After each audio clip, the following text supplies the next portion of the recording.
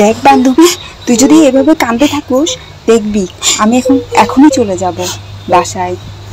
তুই কান্না বন্ধ করবি নাকি আমি চলে যাব? কান্না বন্ধ কর, কান্না বন্ধ না করলে কিন্তু এখনই চলে যাব। আগে তুই বল, তুই আমার সাথে ঘুরতে যাবি, এদিক ওদিক বেড়াতে যাবি, যেমনটা আমরা ছোটবেলা থেকেই ঘুরে এসেছি। তুই যখন থেকেই বড় হয়েছিস আর আমার সাথে ঘুরতে বেরোস না, আমার খুবই কষ্ট হয়। বান্ধবী চল, আমরা আবার আগের মতো ঘুরবো সব সময় এখন থেকে। তুই কি রাজি আছিস? না বান্ধবী, এখন আর ওরকম হয় না। এখন আমরা বড় হয়েছি, এখন আমাদের বিয়ে শাদী হবে। এখন আমরা কেমনি এরকম বের হয়ে আগের মতো?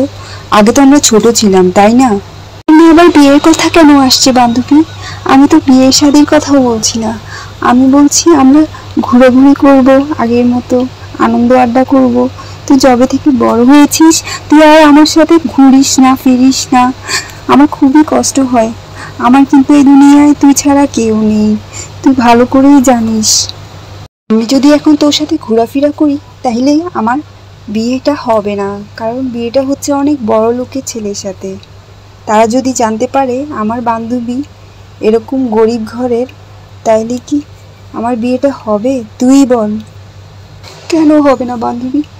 বাবা মা না থাকলে এখন বুঝছি দুনিয়াতে কোনো দাম নেই, এমনকি বান্ধবীর কাছেও দাম নেই। আমার বান্ধবীটাও পর হয়ে গিয়েছে। হয়েছে হয়েছে, এবার চল বাসায় চল।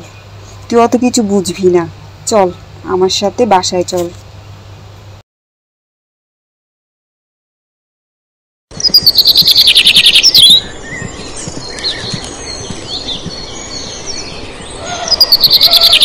আপনার মরা এ ঢ্যাঙ্গি মেয়েটাকে কেন বাসায় নিয়ে আসিস বুঝি না।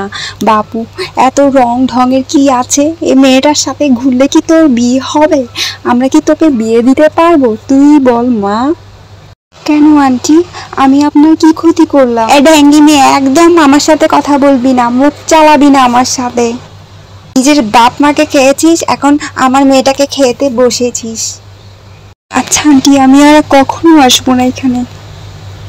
দেখ বান্ধবী, আমার মা তো আমার ভালো চাই বলেই এসব কথা বলছে, তুই কিছু মনে করিস না। তুই কয়েকটা বছর আমার থেকে দূরে দূরে থাকিস।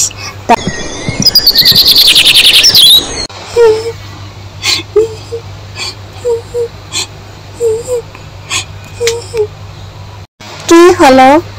খুব কাঁদছো কেন? আমাকে বলো তোমার কি হয়েছে? আসলে আমার এই পৃথিবীতে কেউ নেই, তাই আমার খুব কষ্ট হচ্ছে। আমার বান্ধবীটাও আমার পর হয়ে গেল, এখন কি নিয়ে বাঁচবো বুঝতে পারছি না। খুব কষ্টের দিন যাচ্ছে আমার। স্বার্থের এই দুনিয়াতে কারো জন্য কান্না করা খুবই বোকামো। আমি তোমাকে আমার তরফ থেকে একটি উপহার দিচ্ছি, এই নাও এই উপহার। এই উপহারটি তুমি বাসার আঙিনায় লাগাবে, বুঝেছো?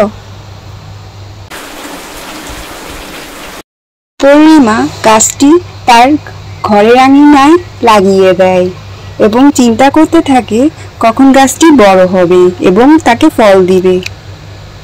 7 দিন পর তারপর রিমা অনেক ধন সম্পত্তির মালিক হয়ে যায় এবং একটি বাড়ি তৈরি করে। এ কথাটি পুরো গ্রামের 5 কান হতে থাকে এবং সবাই বলাবলি শুরু করতে থাকলো।